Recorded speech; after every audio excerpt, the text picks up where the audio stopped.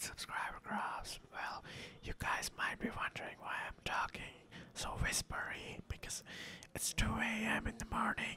And if you actually thought I was gonna talk like that, well, I am not, because fuck you, neighbors! You don't need to sleep.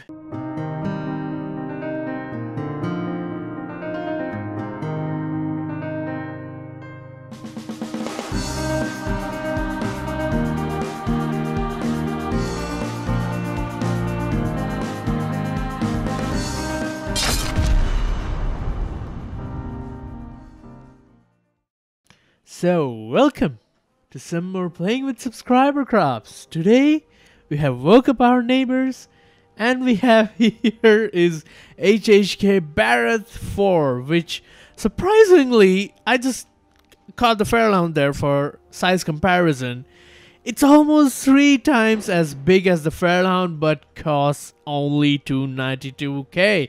I was baffled when I pressed V and saw that this huge thing is $292k.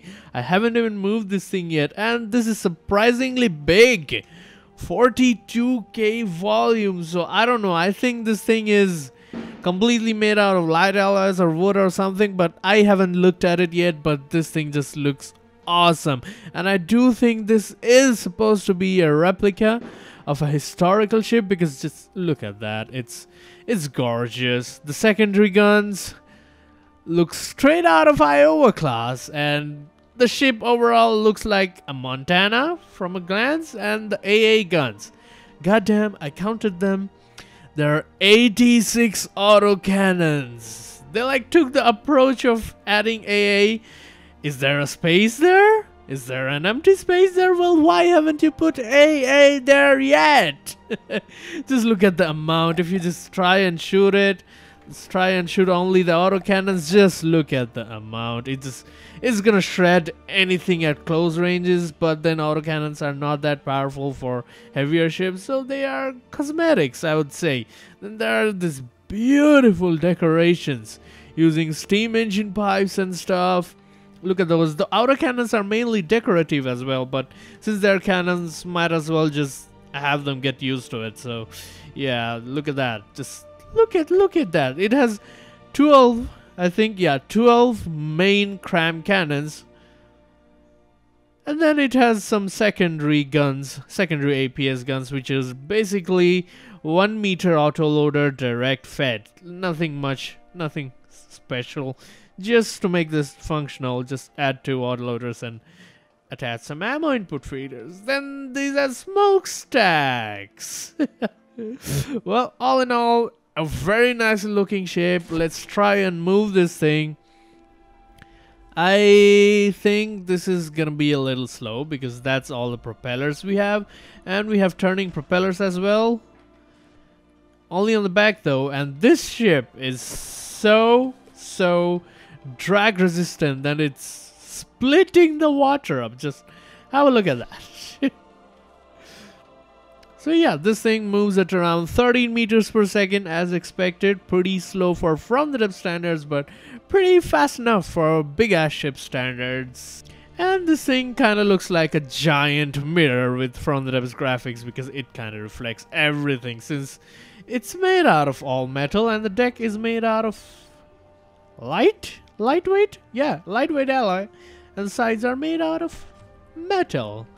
Let's move on to checking out the armoring scheme, and I don't think there is much to check of the weapons, because if you just look at the weapons, the secondary weapons, I already showed you guys that. The autocannons, pretty simple, just autocannons.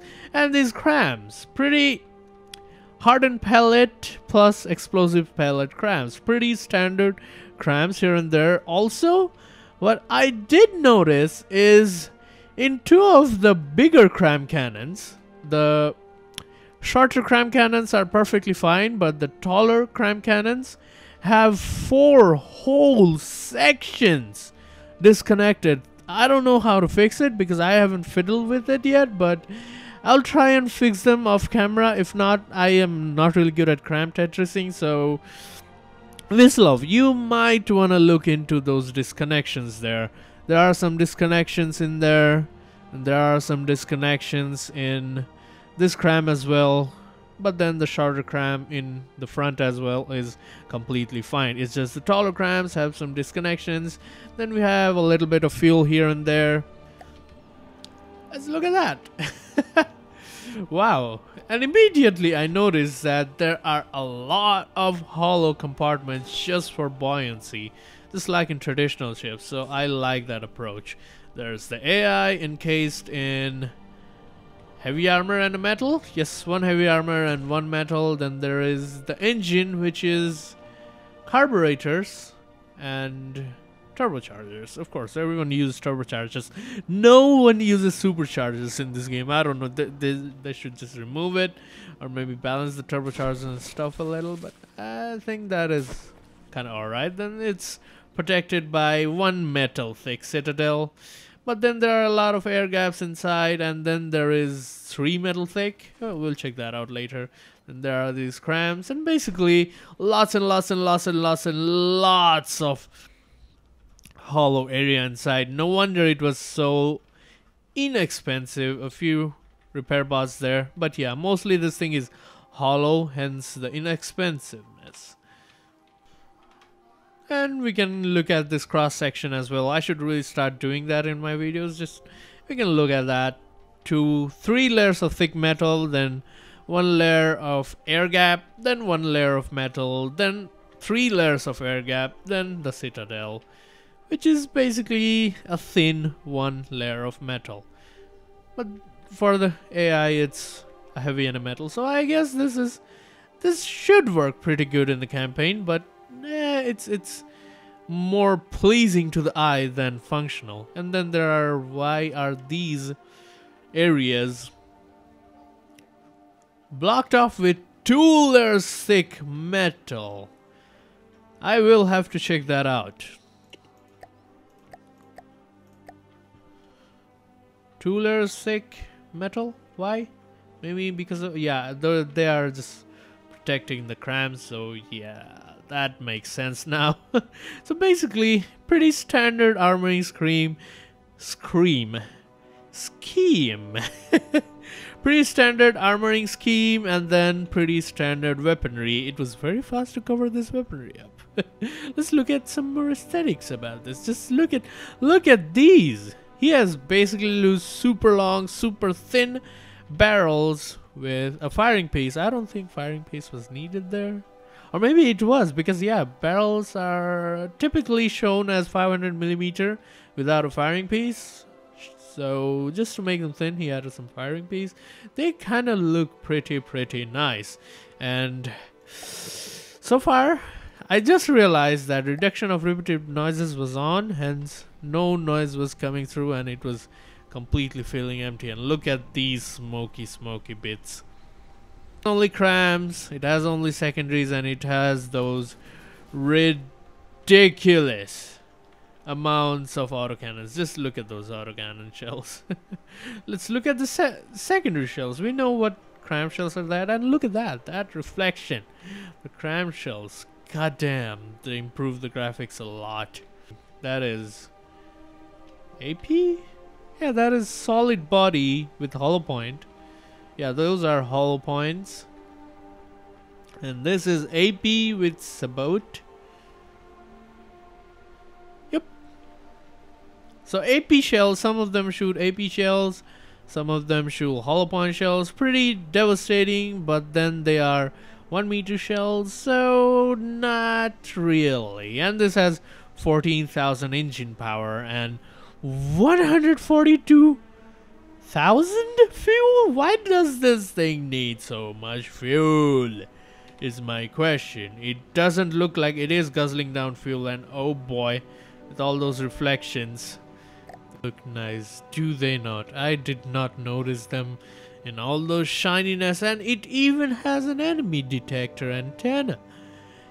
Enemy simulator, activate. AP, please. That was a lot of AP shells, but we know it went through the whole damn thing, because it doesn't stand a chance, guys. The AP will be able to shoot off the AI, so I'm not even gonna try. Is that the AI? Yeah, look at... What did he do? A little bit of outer damage. Nothing. Oh, it did damage a lot of things. Let's look at these. This big fat hollow hull is a nice opportunity to look at heat. Look at that. That's how basically heat works. Let's try heat on somewhere like this engine, shall we? Yeah, all those air gaps basically negated everything, but some of it went through, and some of it deleted some of the engine. So yeah, really thin armor. Did a lot of damage to the outsides, did a lot of damage to the insides, as expected. Basically, Hesh is basically buffed up heat. Look at that, look at that. All those shards just went in. It just went through the whole thing. It created shards everywhere, and shards did eat the things. Let's try the AI. I'm not trying the crams because they will blow up. I know for a fact, but now we shall try one of the crams. Hash! Wait, actually the cram is pretty safe? Yeah, all those air grabs with 2 layers of metal did save the crams. Wow. So the crams, the actual crams are kind of protected. Let's try about heat. But then I'm shooting this area while I actually shoot this area because that's not realistic where I'm shooting it. I should really shoot this area. What did that do? Come on, smoke. Oh, it guzzled down the cram. Okay, let's try and shoot Hesh on the cramsy crams on the top. Oh, of course, it will simply delete it. It will simply delete components of the cram. Look at that. Damaged cram, but still functional. Surprisingly. Let's repair.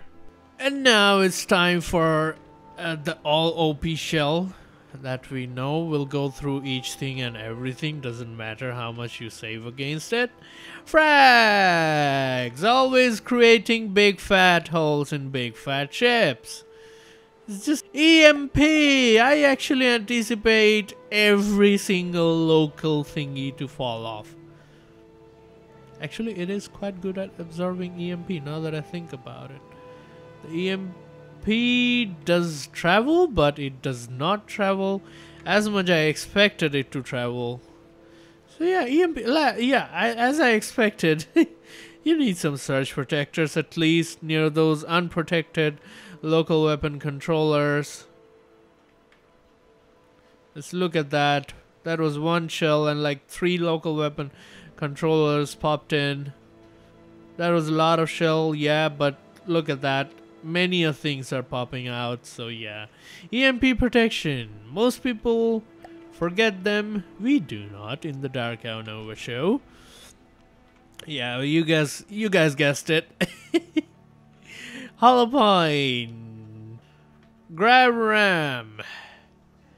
May you fly the HHK Barroth to the space. Oh, it actually waddled in. Wow, it actually did not fly. We need more grav rams. Yes, it flew. It flies, but it is so heavy that we actually cannot send it to space. And we have ran out of grav rams. So yeah, this thing is kind of heavy. Barroth versus the Bamboozler. I know the Bamboozler is 1/3 the cost of this thing, but I still want to look at this fight and we'll slowly climb up the ramps. I really do hope that the Barroth actually wins. And the crams. Let's see the accuracy of the crams. They should... Oh. Rest in peace, Mr. Bamboozler. Look at that. Every single cram did hit, but missiles are heading towards the Barroth, and the Barroth has been bamboozled a little by all those frag spam shells. Let's see what the missile does to the Barroth. Hello, Barroth. You shall take a few missiles to your bridge, which honestly didn't do all that much damage. It just produced holes in non-important parts, so that is kind of good for the Barroth. The Barroth is at 99%. The Bamboozler is at 92%. I should say was at 92%. And now the Bamboozler... my game froze for some reason. That cramshell hit there. Froze the whole damn game. And it crashed the game. What? Alright, rematch begins because I think the Bamboozler will lose. It already did lose the last time, but we gotta give it a fair chance. Some of the crams did miss this time around. And the missiles swooping in. I actually want to see the damage done by the missiles again, because let's not fret against these missiles right now. They have been bought, but the damage was kind of superficial. While the bamboo... Whoa. Wow. Wow. I was under the ocean and I still died. But then... 96 to 96. They are going 1-1. Toe to toe, but then oh, that cram cannon just disabled the front cannon. Hey, Bamboozler at a disadvantage right now because half of its firepower have been shaved off, and these crams are kind of useless. So more cram cannons coming in towards the Bamboozler, and the Bamboozler has taken more hits, while the Bamboozler finally aiming the cram cannon, shooting them. Really? Will they hit? Of course they will not. They are... they have... The Bamboozler's cram cannons have never once in its whole lifetime managed to hit anything. Look at that. Those kind of accurate crams of the Barroth is missing as well.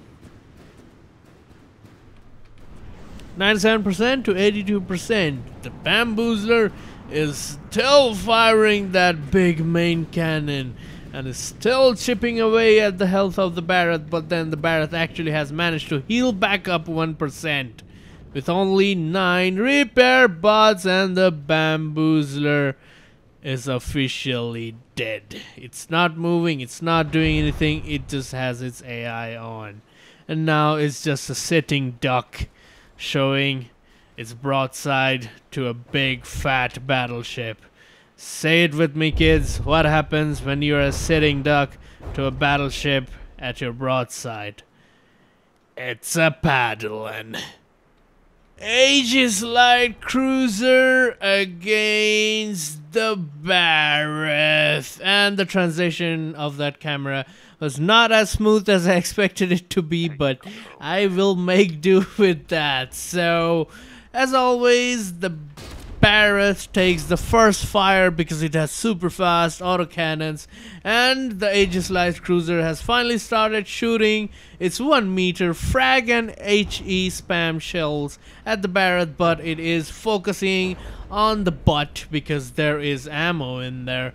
And finally the missiles, the EMP tasty missiles of the Aegis Light Cruiser hit the Barroth, doing negligible damage, but the EMP has fried a lot of things in the inside, and half of the secondary guns has just plain stopped firing because they do not have their local weapon control anymore, while the crams are miserably missing sometimes, but then the times they are hitting, they are shaving 5% of the enemy. What has happened to you, Aegis?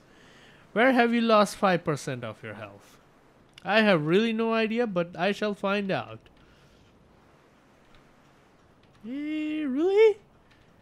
I do not see a single... okay. I see scratches on the edges.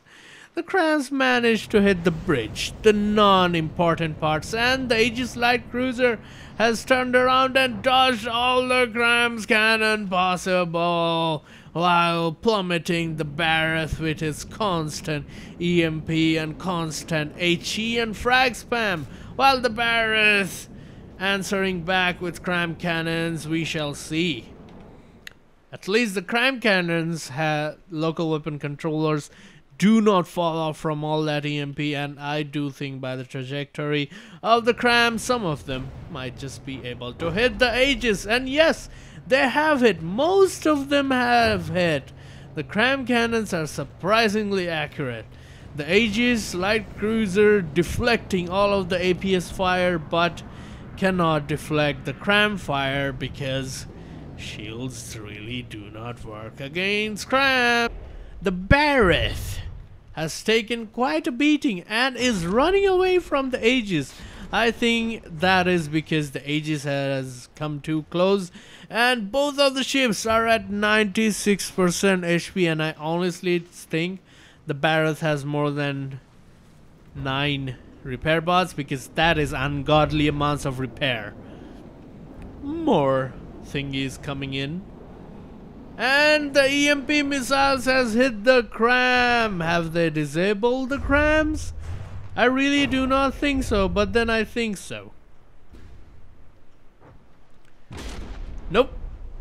They haven't disabled the crams at all. So the crams are kind of EMP proof, and the Aegis light cruiser being hit little by little by the crams, while the Aegis is repairing itself again and bombarding the Barroth with more and more and more and more shells and EMP.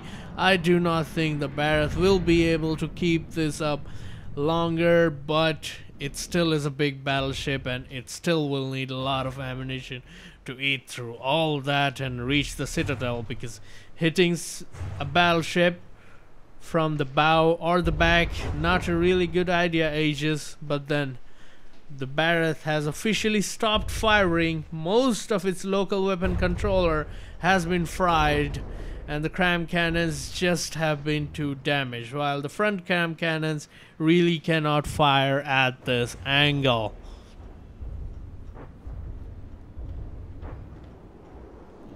More EMP for you, Barroth. That marks the death of our dear Barroth. Isn't that just majestic? A retreating ship from a really hungry destroyer. Or maybe it's a cruiser. Aegis light cruiser, it's in the name. It's cruiser, not a destroyer. A battleship running away from a cruiser. Really a rare sight, but a magnificent sight indeed.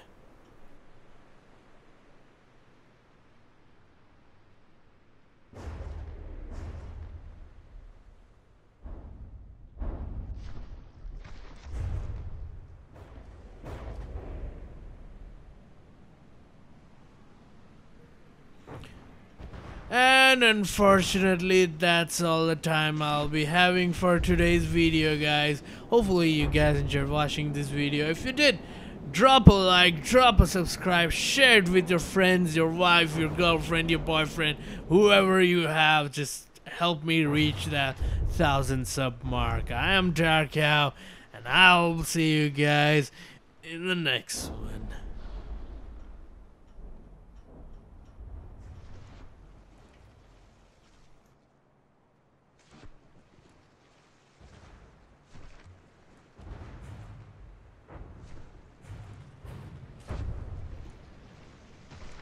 I just noticed something. Well, not really noticed, but the creator told me.